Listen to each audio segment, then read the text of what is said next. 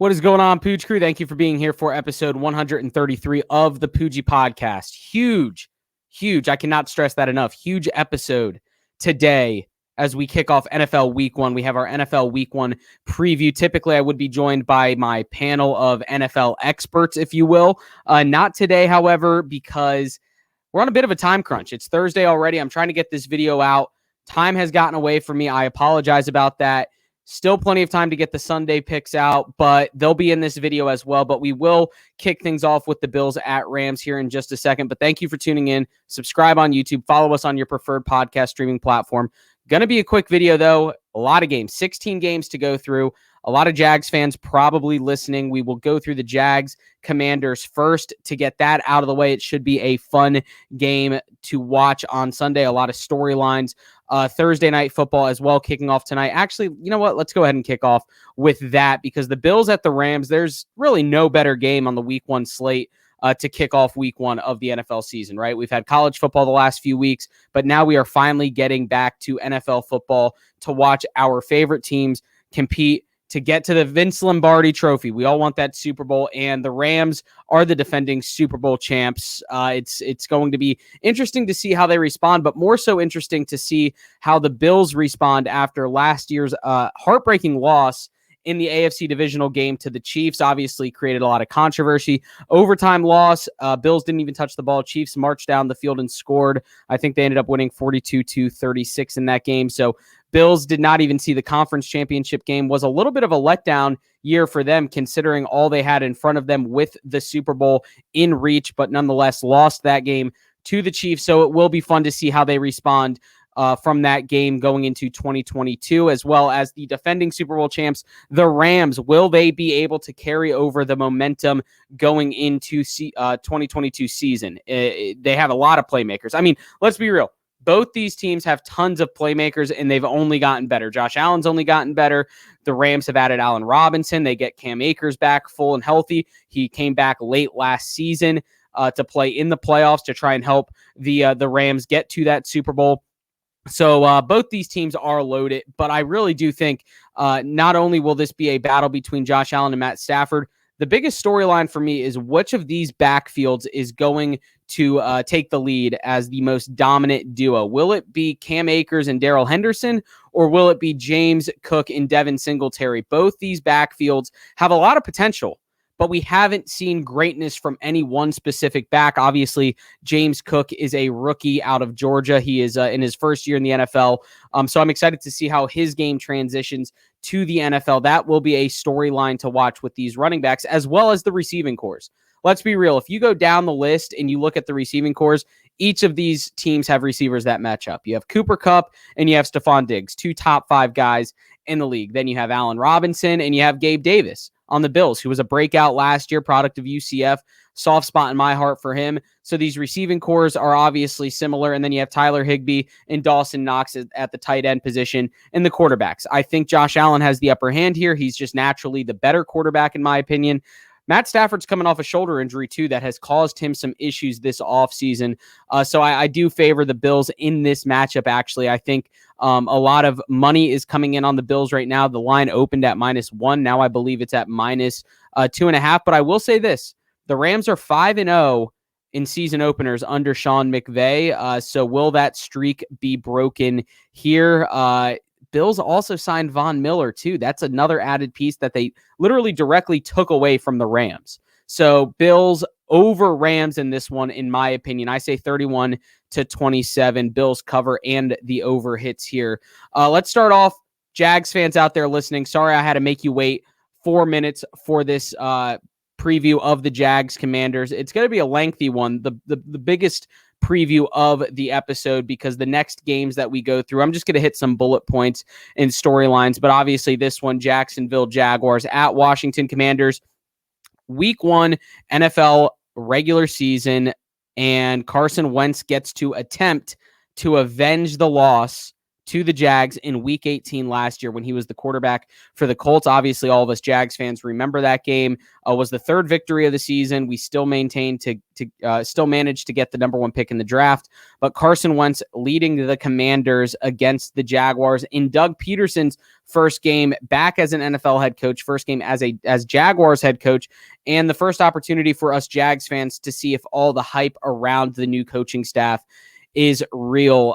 One thing to note, Chase Young appears to be out for this game, which is a huge loss for the Washington Commanders that already lack playmakers in the secondary. Like, we already know the Commanders have a good front seven, especially on that defensive line. They have a lot of playmakers up there. Chase Young, one of them, now that he's out, it's going to, be Montez Sweat and a few others. But I think losing him really changes this game, because if you had Chase Young in this game against a Jaguars offensive line that is unproven at this point, with holes all over the place, with Cam Robinson, what's he going to look like? Jawan Taylor, what's he going to look like? Luke Fortner, rookie center, starting for us. So what would have happened there? I think that plays to the advantage of the Jags having Chase Young out. Hell, anytime you have a player like that out, you don't want to pray for injuries, obviously, but he's out. It's going to help the Jags. Terry McLaurin on the Washington Commanders. It's taking everything in my body to not say the R word or the Washington football team, but the Commanders. Sorry, Terry McLaurin, one of the best receivers in the league, top 15 easily, cracking the top 10 potentially. But he's a big name for a reason. He hasn't had the best quarterbacks throwing to him, and he still found ways to put up stats. Like, he's a guy that you have to be worried about. He reminds me a lot of Hunter Renfrow from the Raiders, where he's out there. He maybe doesn't get the spotlight he deserves, but he makes plays and he's all over the field, and he's a game-changing type receiver. Outside of him, they don't really have much at the receiver position. They do have Curtis Samuel, who came over from the Panthers, but Terry McLaurin, he's going to be one to watch. Can the Jaguars secondary stop him?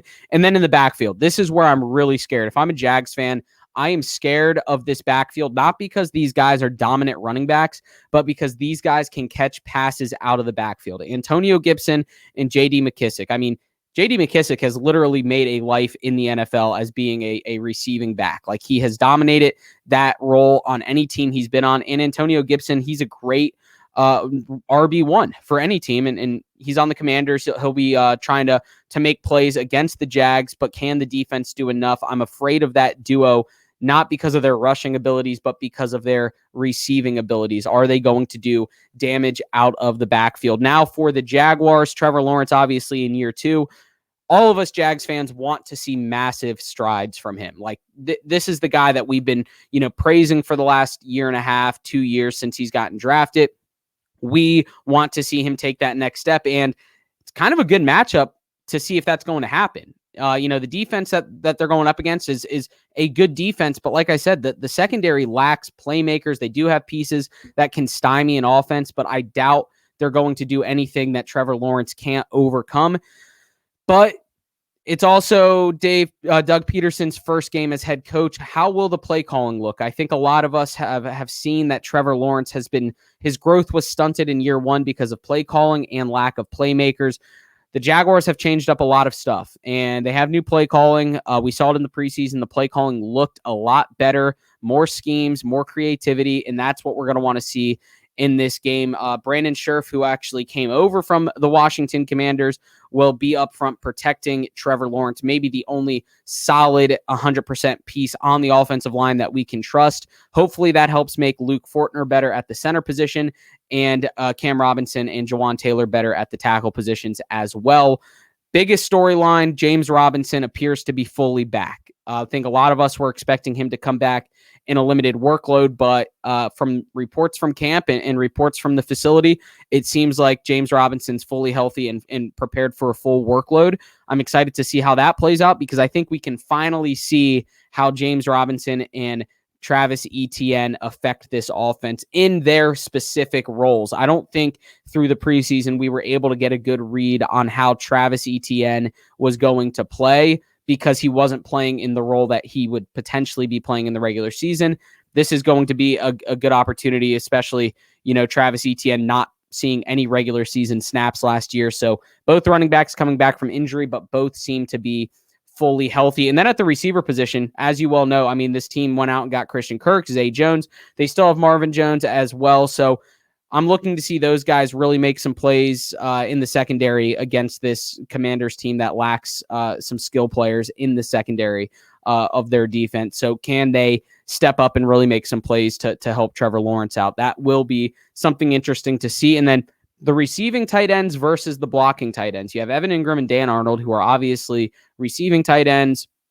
Evan Ingram comes over this past offseason on a 1-year contract, but then you still have Chris Manhertz, who's a blocking tight end. I expect if we see Chris Manhertz on the field, we're going to be seeing a lot of running back carries, a lot of passes in the pocket, not a lot of scrambling if Chris Manhertz is in the game. But if we have Dan Arnold and Evan Ingram out there, expect this offense to really open up. And defensively, I mean, I was taking a look at this, took a step back and looked at the depth chart a little bit with Travon Walker and Josh Allen and Devin Lloyd. I mean, you couldn't be happier if you're a Jags fan right now with what this defense looks like at the linebacker position, because those guys are freaks. Like, you know, up front, maybe a little thin, maybe could use some more players. Obviously, there were some hints that we were trying to add some big bodies up on the defensive line, but with that linebacking core, I'm really excited to see how those guys play against Carson Wentz, who we all know is not a mobile quarterback. I think a lot of this success from this defense is going to come from collapsing the pocket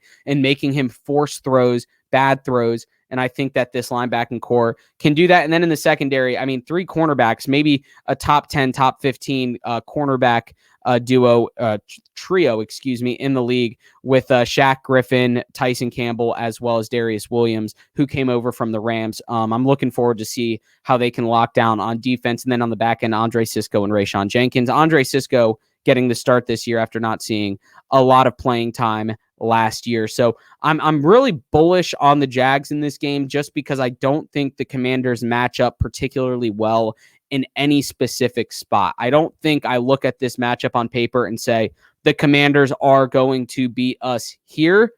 And I also don't think the Jaguars have the opportunity to say we are going to beat them here. If anything, I do think the Jaguars have maybe a little bit of a better offense as far as skill players go. So I do like the Jaguars in this matchup. I don't expect it to be a high-scoring game at all. I mean, I'm thinking maybe 21-17 Jacksonville would be a safe pick for me. That's what I'm going to go with. 21-17 Jacksonville. Jaguars, notoriously a low-scoring football team. Both defenses should step up. I think the Jags were kind of a sneaky good defense last year, all things considered. So that's what I'm going with. Jags at Commanders. Jags 21-17. But let's keep going with these 1:00 games. Again, I'm going to rattle off some storylines, give my opinions, and power through this. It's going to be a quick episode, so stick around and watch the whole thing. I have everything you need to know about every matchup here, and we'll start off with the 49ers at the Bears. I mean, this matchup is going to be electric, in my opinion. I think it's going to be a fun one to watch because it's Justin Fields versus Trey Lance. After Jimmy Garoppolo led the 49ers to the NFC Championship game last year, the 49ers have opted to go with Trey Lance, the number 3 pick from a few years ago, versus the number 7 pick from a few years ago. So it'll be a fun matchup to watch how these guys play, a good matchup for both of them to kind of get a barometer on how their season's going to go, right? Like week 1, it's hard to predict anything, but week 1 is very telling for what you're going to get from the rest of the season. Deebo Samuel seems to be happy now that he has a new contract. The 49ers offense runs through Deebo Samuel. As he goes, the 49ers go. You don't really need to worry about what's going on in their backfield, what's going on elsewhere. If they can get him the ball, he's a playmaker. He's like the ultimate playmaker in football. And if you're a fantasy football owner, you like Deebo Samuel because he just fits so many positions on the football field, whether it's running the ball, making plays in space after the catch, scoring touchdowns. I mean, he does everything. On the Bears side, we have David Montgomery and Darnell Mooney, who are 2 offensive players looking to break out. And can Justin Fields help facilitate that? David Montgomery, he's had some injuries in the past few seasons, but I do think he's ready to be the bell cow back. But will the Bears allow that to happen with Khalil Herbert as well in that backfield? A lot of teams are shifting to that running back by committee type setup. I do think David Montgomery sees a lot of the production from that backfield, but Khalil Herbert also one to watch as well. And the Bears last year were 0-5 at home as dogs, which they are this year, or this week 1 game against the 49ers. 49ers beat them in Chicago last year as well. I'm going to go with the 49ers here, 24-17. I just don't think we've seen enough from the Bears yet to think that they can overcome a mountain like the 49ers. But the 49ers are interesting because you think about them and you think about the rebuild, the minor rebuild that they went through. But it just feels like Kyle Shanahan's a good coach. And I think that's enough to get them over the Bears.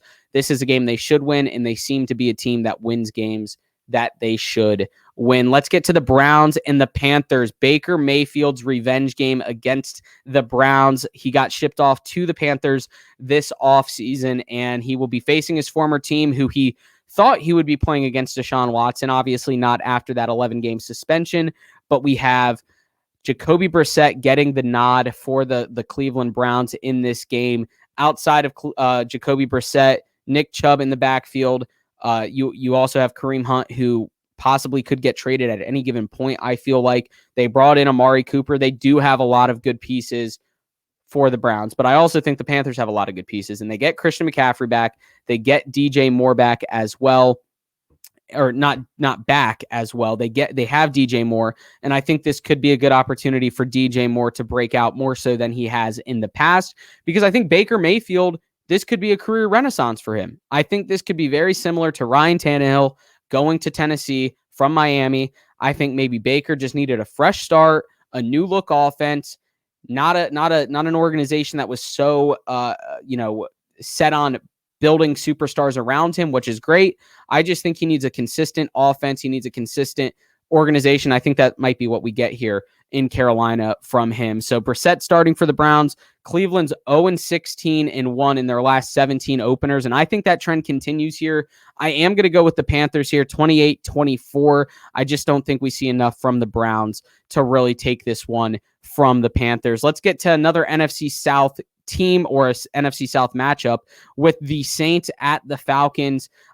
Life after Matt Ryan. That's the mantra right now for the Falcons. I think this could easily be the worst team in the NFL. We'll get to another one of those teams later on in the video, but I don't really think the Falcons have too much to be excited about. I mean, they lost Julio Jones this offseason. Calvin Ridley suspended. They have Marcus Mariota at quarterback, backed up by Desmond Ridder. They have Kyle Pitts. Like, Kyle Pitts is the superstar on this offense. And unless he's putting up 12 catches for 150 yards a game, I don't really see this offense doing much. I mean, I think Kyle Pitts is going to be productive. I think we're going to see a lot of good things from him and his growth. I just don't think the Falcons have enough on either side of the ball to stop this Saints team. And yeah, the Saints are out without Drew Brees from a few years ago, but Jameis Winston has a little bit of experience. In fact, this is a matchup between the former number 1 and 2 quarterback in Jameis Winston and Marcus Mariota in their respective drafts. And I think the Saints just have way more weapons. I think Alvin Kamara is a huge piece for that team. Getting Michael Thomas back. They have Traquan Smith. I think the Saints are going to take this one from the Falcons, and it's going to be a close game for a while, but I think the Saints pull away. I'm going to go with 31-20 in this one, Saints over Falcons. And then another divisional matchup, AFC North, Steelers at Bengals. This one, get your popcorn ready, because these teams hate each other. And not only do they hate each other, week 1, they are going to be setting the tone in this game for the season. Like, this game sets the tone for both teams for the rest of the season, because the Steelers, if they can come out and hold tough, I'm not even saying the Steelers have to win. I think they're 6.5-point dogs right now. But if the Steelers come out and get blown out like they did last year, 38-13, I think, in Pittsburgh, Steelers season from there, it's going to be looking very bleak. They're marching out Mitchell Trubisky, which I cannot agree with. I do not support that decision at all. I think Kenny Pickett is the guy there. Now, if Mitch Trubisky was a proven above average starter, stick with him, go with it. I don't care, whatever. But Mitch Trubisky, you brought him in because you didn't know what the quarterback situation was going to be. I think the Steelers should have seen enough from Kenny Pickett during the preseason to know that he is probably the guy moving forward. I wouldn't be surprised if we see Kenny Pickett leading this team after week 3 or 4, to be honest with you, because I think he's the guy for this team. Nonetheless, Mitch Trubisky leading the Steelers, but Najee Harris looking to build off of a fantastic season last season. His rookie season was one of the best we've seen in a long time, and he's just a workhorse. He carries the ball, he catches the ball, he does everything you want in the back to pick up yards. A lot of production coming from him. Now, the Steelers did lose Juju Smith-Schuster. They do still have Deontay Johnson. Pat Freiermuth looks to step up as well for this offense. So I think the Steelers do have every piece on offense figured out minus the quarterback situation. But when they look across the field at the Bengals, they're looking at a team that has every position figured out as well as the quarterback. And I think that's the difference in this game. You have Joe Burrow coming back with Jamar Chase. You have T. Higgins. You have an offense that works well together. One of the best passing attacks that the league has seen in a long time with those three guys. I mean, they get the ball, they move it around, and they march down the field and they score. And that's what took them to the Super Bowl last year. And that's what took them a few minutes away from hoisting the Lombardi Trophy. So the Bengals do only return one offensive lineman from last year. TJ Watt could have a hell of a game this game. And I think he will have a good game this season. I just don't necessarily think that that's going to be enough in this game. If this game was in Pittsburgh, I maybe would lean Pittsburgh, but I am going to go with the Bengals in this one, 30-21, just based off of what we've seen from the Bengals in the past. And the Steelers still figuring it out. Mike Tomlin's a great coach. He will have this team back on the rise in no time, but I am going to go with the Bengals over the Steelers in this one, 30-21. Eagles at Lions. Now, on paper, this does not look like a sexy game at all. I think that if you were having your choice of games to watch, unless you're a fan of one of these teams, you're probably not too excited. I mean, hell, I'm a Jags fan, and I know the feeling of another fan not wanting to watch the Jags. The Lions, not the sexiest team. But these two teams have a lot of hype around them right now. The Lions coming off Hard Knocks, a great season of Hard Knocks. Dan Campbell, maybe one of my favorite coaches in the league, just from an energy standpoint. He seems to know what he's doing with that team, and they seem to be building something special there. Jared Goff looks like a brand new quarterback. He looks great, but the Eagles also are looking to build off a ton of momentum from last year with Nick Sirianni and Jalen Hurts. They made moves this offseason. Howie Roseman went out and got A.J. Brown to help out with the receiving core with Devonta Smith and Jalen Hurts. I mean, the hype around Jalen Hurts is probably higher than any other quarterback I've seen in an offseason in a long time. Like, people are so excited about Jalen Hurts that he's going to be this breakout candidate this year. And this is a very good game to prove it. The Lions secondary, the Lions defense in general, even with Aiden Hutchinson, is not anything you're going to be scared of. I think Jalen Hurts can go out there and really, really control this game. I think the Eagles can go out here and control this game. Outside of DeAndre Swift and Jamal Williams, the Lions really don't have anything. Like, you look at the receiving core, Amon-Ra St. Brown, he's going to have to turn into Megatron for this receiving core to really become anything. He's a good receiver. He'll probably finish top 25 in the league, top 20 in yards, because there's no other playmakers on this team, in my opinion, to take targets away from him. So I think the Eagles really do take this one, unless DeAndre Swift and Jamal Williams really have a field day. But I think that the Eagles have done such great things this offseason. I would even consider them my offseason winners for the 2022 offseason. And I think the Eagles get this one done 34-24 in this matchup week 1. And look at this. The NFL treating us to just divisional matchups after divisional matchups from every division.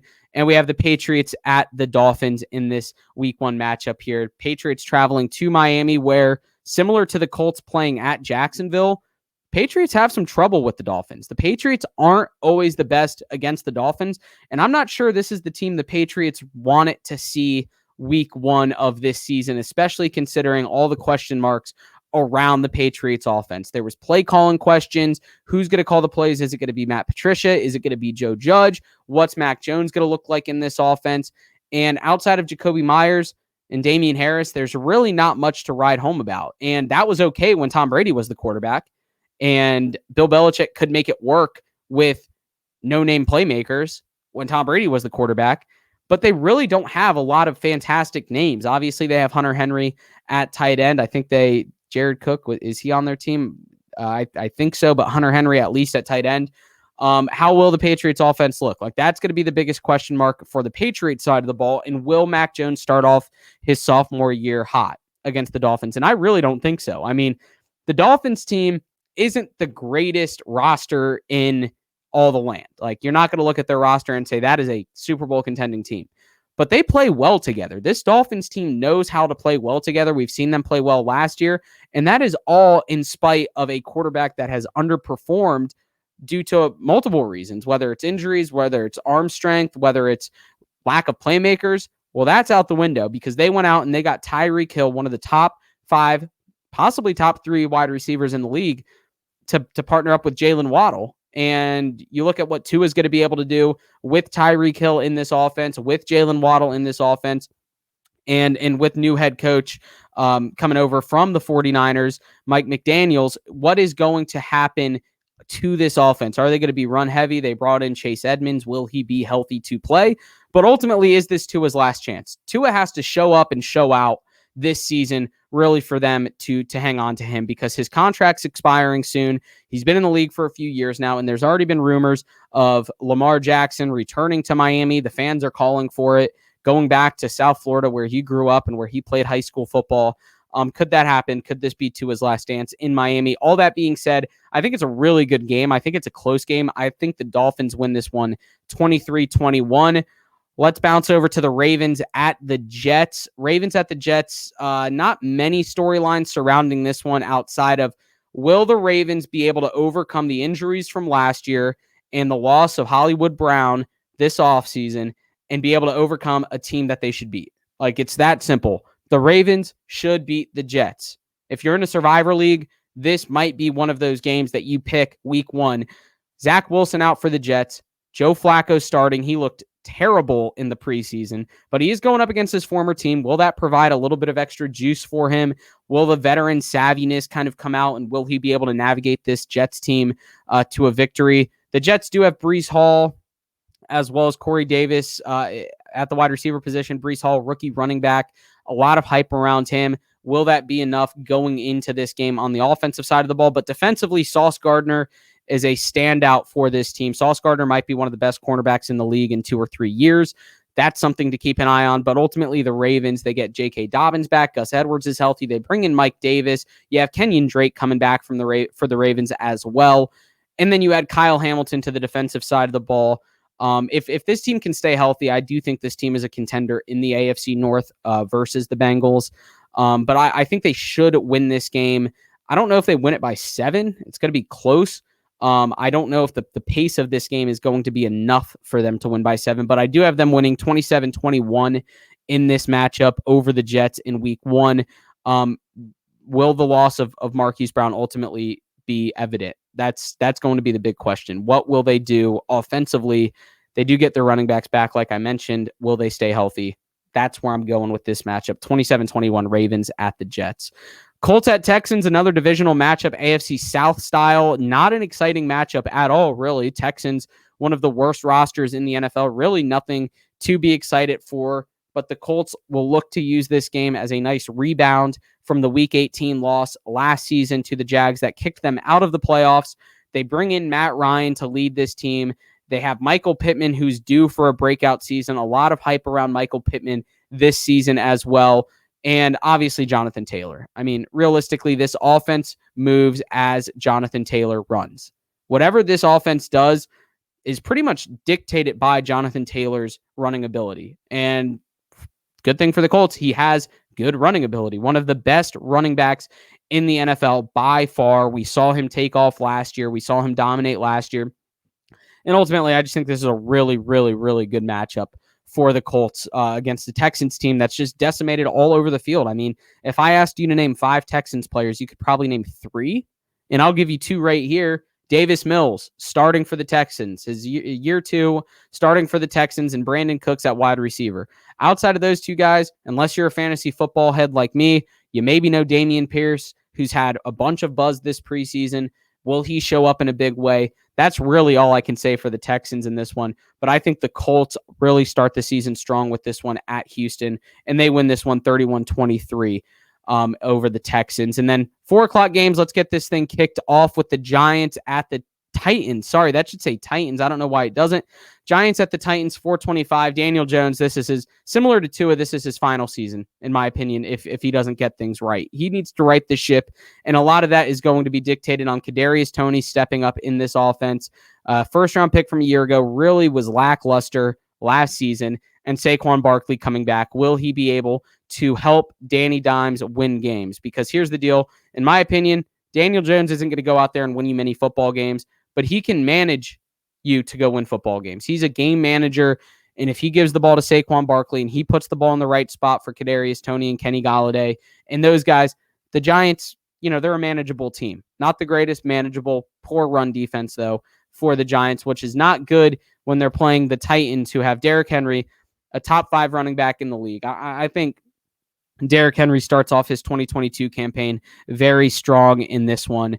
I don't really see the Giants being able to stop Derrick Henry at all, actually. I think Derrick Henry maybe pushes 150 in this one, just based on the game flow and what's going to happen here. The Titans losing A.J. Brown is a big hit, but they bring in Robert Woods and they draft Treylon Burks, rookie wide receiver. Will Ryan Tannehill take some time to warm up to the new receiving core? That's going to be a question there, but we've never really known the Titans to be a pass-first team, so I don't know how much it's going to affect them on the offensive side of the ball. If Derrick Henry can get moving in this game, I think the Titans handle this one pretty easily, in my opinion. I don't really see the Giants posing a threat in this one, but the Titans have run through Derrick Henry for 4+ years at this point. I don't understand why that would stop at this point. I see the Titans taking this one 26-17 over the Giants. And then the rest of the 4:00 games are just thrillers. These matchups are crazy. Let's start with the Packers-Vikings. Yeah, let's do Packers-Vikings 4:25. Life without Davante Adams for Aaron Rodgers. Will Aaron Rodgers be able to overcome that loss enough on the offensive side of the ball to keep this team as an NFC favorite and an NFC North favorite? You have Allen Lazard, you have Randall Cobb, you have Sammy Watkins, but all three of those guys together don't even equal a Davante Adams. And I have a soft spot for Allen Lazard. He was a rookie wide receiver for the Jags out of the draft, undrafted free agent out of Iowa State, I believe it was. He finally gets the nod as the number 1 receiver in an offense. So will he be able to step off? But Rodgers has shown some displeasure this offseason with the young receivers on the team. But he's a veteran enough quarterback to know how to manage that. And it helps that he has one of the best running back duos in the backfield in Aaron Jones and A.J. Dillon. If they are able to get going in this matchup, it's going to be a fun one to watch. The Vikings defense is pretty good, though. But Aaron Jones and A.J. Dillon really are going to set the tone in this one for the Packers. If they can kind of pick up chunk yards against the Vikings and keep the ball out of the air for Aaron Rodgers, I think this Packers team has a really good chance to win this game. It's going to be a close game, though. And I think the Vikings have the feeling that this is their year. I mean, they've been so close for so many years. In fact, last year, 14 of their games were a 1-possession game, and they only won 6 of them. So you have to imagine at some point the coin's going to flip in their favor. They're going to start pulling out these close victories. I think this is an extremely close game here. Justin Jefferson, a top 3 receiver in the league. Adam Thielen, still a guy teams have to worry about on the defensive side of the ball. Not to mention Dalvin Cook, who's still one of the best running backs in the league. Brother James Cook just got drafted to the Bills. But Dalvin Cook on the Vikings, if he can stay healthy, this team's ceiling is pretty high, in my opinion. I do think the Vikings, I do favor the Vikings in this one. Obviously, Aaron Rodgers is always going to be better than Kirk Cousins and twice on Sunday. But I do think ultimately the Vikings have a lot of playmakers, and I do think the experience is going to start to shine through here soon. And I think that happens this week against the Packers at 4:25. And the Vikings take this one 27-24 straight from the Packers and get their NFC North campaign started off on the right note. Let's go to the Chiefs Cardinals. This is going to be a fun game, another popcorn match for you here. I mean, when you talk about high-scoring teams, that's the feeling that I get in this matchup. It's Mahomes versus Murray, Mahomes versus Kingsbury. It's like the battle of Texas Tech lore. That's what it feels like in this one. But will the Chiefs be able to keep their offense explosive without Tyreek Hill on that side of the ball? They added Juju Smith-Schuster. They added Marquez Valdes-Scantling. They added Sky Moore in the draft. They've added pieces, but similar to the Davante Adams loss, those 3 guys do not equal a Tyreek Hill. I don't think any of those guys can do what a Tyreek Hill has done for the Chiefs. But as long as they have Travis Kelce, they're going to be dangerous offensively. Like when all else fails, throw it to Kelce. That's like the feeling I get from the Chiefs. Clyde Edwards-Helaire is going to be in the backfield. Hopefully he's healthy. He had a good rookie season. He had a bad sophomore season. He's been injured. He hasn't been used as much as he should be because of those injuries. I think he can get back on track this season, and I think he's going to be a big piece of this offense if he does stay healthy. The Cardinals, they just put all their chips in the Kyler Murray basket this offseason with that contract they gave him. I think Kyler Murray's going to have to take a step forward for that new nice contract that he got. And Cardinals fans are going to want to see a new Kyler Murray as well. He's a good preseason, or he's a good regular season quarterback. We haven't seen it from him in the playoffs. We haven't seen that much success from him beyond, winning games in the regular season. Is he going to be the quarterback that can get them over the hump and winning the division and winning playoff games? A lot of that's going to be decided in this game. I mean, if you're a Cardinals fan, as scared as you are for this game, you also have to be excited, because if the Cardinals come out and Kyler Murray looks good, this might be one of the tougher games on the schedule, minus the divisional games against the Niners and the Rams. So this is a tough matchup, but Kyler has to come out and play like that new contract says he is. They add Marquise Brown. They have Rondell Moore. They still have A.J. Green, who's still a very capable veteran. They don't get DeAndre Hopkins back until week 7, I believe.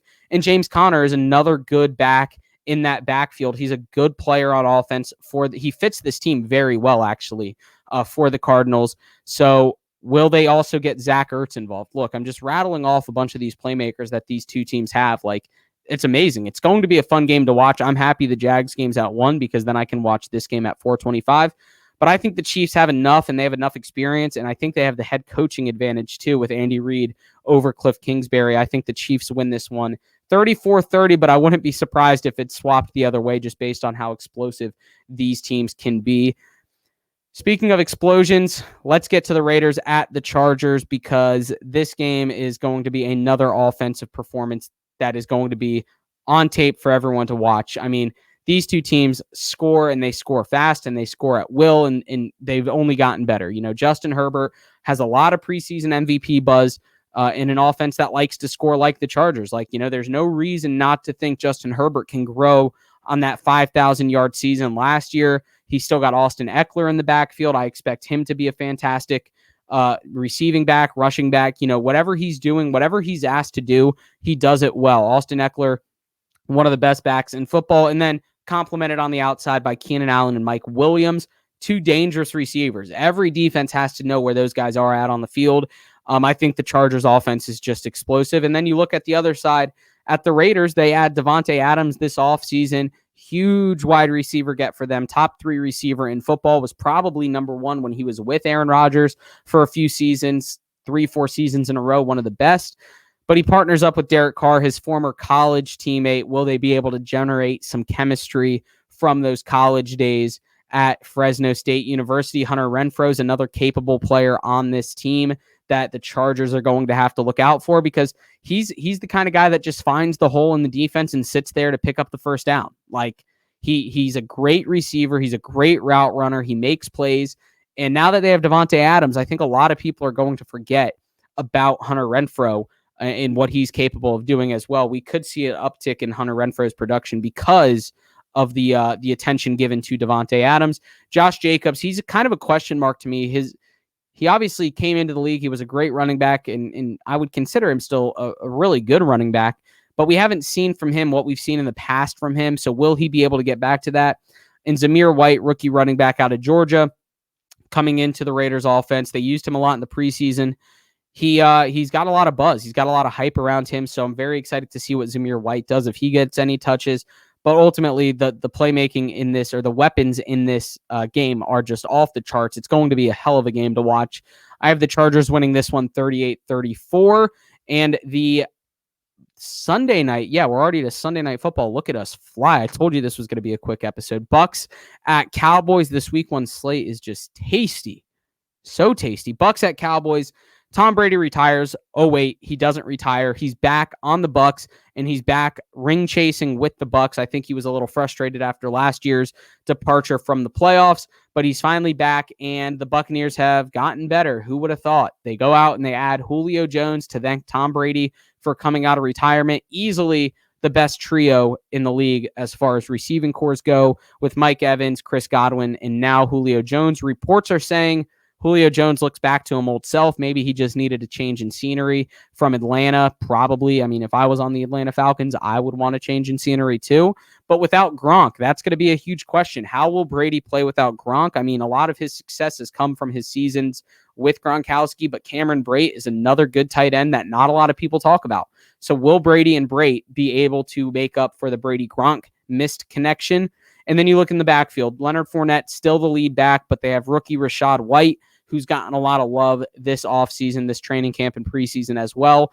On the defensive side of the ball, the linebacking core is off the charts. I don't know if I could find a linebacking core in the league that is better than Devin White, Levante David, and Shaq Barrett. I mean, that linebacking core is unbelievable. They do have some trouble in the secondary. They did get better last year, but that's going to be a big question mark in the secondary. If the Bucs lose this game, it's because their secondary lets them down and CeeDee Lamb goes off for like 175 yards. On the Cowboys side, I think the Cowboys window is closing a little bit. Zeke Elliott is on the tail end of his prime unless he finds a resurgence of form. They do have Tony Pollard, one of the best duo backfields in the league. It's up there with Jamal Williams and DeAndre Swift and Aaron Jones, A.J. Dillon. I do think Zeke Elliott and Tony Pollard complement themselves well with each other. Offensively, in the receiver position, CeeDee Lamb steps into the number one receiving role for this team after losing Amari Cooper. But Dak Prescott's really going to need to make some strides this year to keep the Cowboys fans happy and to keep the NFL world thinking the Cowboys are legitimate. Because defensively, Trevon Diggs, maybe he gets a little bit more credit than he should because he is on the Cowboys. Don't get me wrong, very good cornerback, very good defensive player. But Micah Parsons leads this Cowboys defense.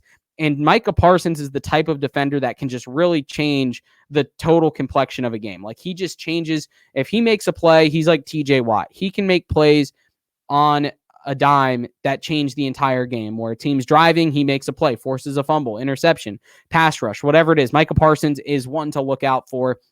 One of the best linebackers in the league. I do think the Bucs do get over the hump in this one. I do like the Bucs to win 28-27 in this one, but it's such a toss-up game for me. Like, I could see this going either way, but I am just going to favor the Bucs. Maybe that's my Florida bias coming out. And let's finish it off with Monday Night Football. Broncos at Seahawks. Russell Wilson returns home. The first game of the season. I mean, the NFL was not joking around. They put Russell Wilson right back into Seattle. He's got a lot of comfortability there. He's got a lot of experience in Seattle, playing there in the crowd noise.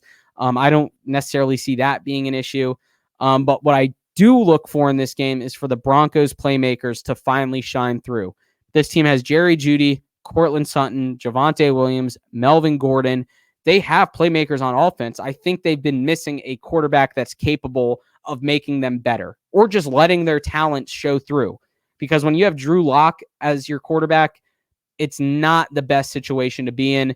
Maybe a capable quarterback, I don't know, but Russell Wilson is far and above better than Drew Lock, and I think the Broncos offense really starts to click this game against the Seahawks defense that ranks towards the bottom of the league in almost every position. They just really, what I said, the Falcons are one of the worst teams in the league. The Falcons, Texans, and Seahawks are some pretty bad rosters. I think the Broncos, and I think Russell Wilson is experienced enough with the Seahawks team to be able to take advantage of a decimated Seahawks team. With the Seahawks, you have Geno Smith and Drew Lock. If that's your quarterback room, you better be looking for quarterbacks elsewhere. That's not going to make me sleep easy at night if I'm a Seahawks fan. If I'm the Broncos defensive coordinator, I'm sleeping very well at night because outside of DK Metcalf, Tyler Lockett's on the tail end of his career, it feels like, or at least on the tail end of his prime. From the running back position, Kenneth Walker, I don't even know if he's going to be healthy. Rashad Penny, he's been injured for a while, or he's been on and off the injured list for a long time throughout his career. So the Broncos seem to just have all the boxes checked in this one over the Seahawks, and I see the Broncos winning this one 27-17. Wow. Week 1, under 45 minutes. I appreciate you listening. A fun episode to record. I know it was a long one, but I took you through all the storylines and all the key notes. I didn't really dive into the defensive side of the ball much, just because, come on, let's be real. We all like fantasy football. We want to know what's happening on the offensive side of the ball. And if I did the defensive side of the ball, this episode would have been an hour and a half. But I hope I gave you some good nuggets and some good notes and some storylines heading into week one that you can use at the office on Friday or with the friends on Saturday, Sunday. That way you know what's going on in every game. And I can't wait for next week's episode. Hopefully get the guys back on if time allows, and we can recap week one, preview week two. But like and subscribe on YouTube. Find us on your preferred podcast streaming platform. But whatever you do, go make this world a better place and take care.